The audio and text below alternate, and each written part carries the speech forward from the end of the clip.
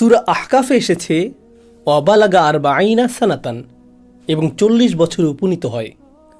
40 বছর বয়স পরিপক্ক হওয়ার বয়স, এটা আপনার জীবনের একেবারে মাঝখানের বয়স। এই বয়স নিয়ে আধুনিক সমাজে আমরা একটা পরিভাষা ব্যবহার করি, মিড লাইফ ক্রাইসিস বা মধ্য বয়সের সংকট। কারণ নিশ্চিত মৃত্যুর দিকে আপনি দ্রুত এগিয়ে যাচ্ছেন, তাই তারা এটাকে একটা সংকট মনে করে। কিন্তু ইসলামের ক্ষেত্রে এই বয়সে উপনীত হওয়ার পর আপনি উপলব্ধি করতে পারেন, আমার জীবনের অর্ধেকটা সময় ইতিমধ্যে পার হয়ে গেছে। অতীতের দিকে তাকিয়ে আমার কৃতজ্ঞ হওয়া উচিত। এখন নিজের ভবিষ্যতের দিকে না তাকিয়ে আমার ছেলে মেয়েদের ভবিষ্যতের দিকে তাকাতে হবে। ঠিক এই ব্যাপারটাই আলোচ্য আয়াতে তুলে ধরা হয়েছে। তো উক্ত ব্যক্তি তখন বলে, রব্বি আউজিআনি আন আশকুরা নি'মাতাক আল্লাতী আন'আমতা আলাইয়া ওয়া আলা ওয়ালিদাইয়া। হে আমার প্রতিপালক, আপনি আমাকে আর আমার পিতামাতাকে যে নিয়ামত দান করেছেন তার জন্য কৃতজ্ঞতা প্রকাশ করার শক্তি আমাকে দান করুন। ইয়া রব, আপনি আমার প্রতি যে কল্যাণ দান করেছেন এবং আমার পিতামাতার প্রতি যে কল্যাণ দান করেছেন তার জন্য আমি আপনার নিকট চরম কৃতজ্ঞ। আমাদের বয়স যখন 40, আমাদের পিতামাতাদের তখন বয়োবৃদ্ধ হয়ে পড়ার কথা। আল্লাহ এখানে আমাদেরকে নিজেদের জন্য এবং পিতামাতার জন্য দোয়া করার শিক্ষা দিচ্ছেন। আয়াতের এই অংশটুকু আমাদের জীবনের অতীত নিয়ে।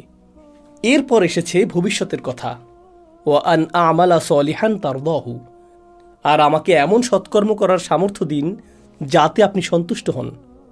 এখন মৃত্যু যেহেতু খুবই কাছে, হি আল্লাহ, আমাকে এমন সব সৎকাজ করার তৌফিক দান করুন যাতে আপনি সন্তুষ্ট হয়ে যান। ওয়া আসলিহ লি ফি যুররিয়াতি, আর আমার সন্তানদেরকে সৎকর্মপরায়ণ করে আমার প্রতি অনুগ্রহ করুন। আমি আমার সন্তানদের এবং তাদের পরবর্তী বংশধরদের জন্য দোয়া করছি, আমার জন্য তাদেরকে সৎকর্মপরায়ণ করুন। আমি তাদের কারণে তাদের জন্য উদ্বিগ্ন নই, কারণ আমি জানি বিচার দিবসে যখন আমি আল্লাহর সামনে দাঁড়াবো তখন আমাকে জিজ্ঞেস করা হবে, তোমার সন্তানদের কিভাবে বড় করেছো। যদি এই কাজ আমি ঠিকভাবে সম্পাদন করতে না পারি তখন তারাও তাদের সন্তানদের সঠিক উপায় বড় করবে না। এভাবে ক্রমান্বয়ে পরিস্থিতি শুধু খারাপ হবে, ক্ষতিটা শুরু হবে আমাকে দিয়ে।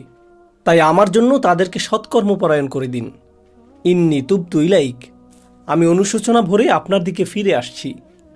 ও ইন্নী মিনাল মুসলিমিন, এবং নিশ্চয়ই আমি মুসলিমদের অন্তর্ভুক্ত।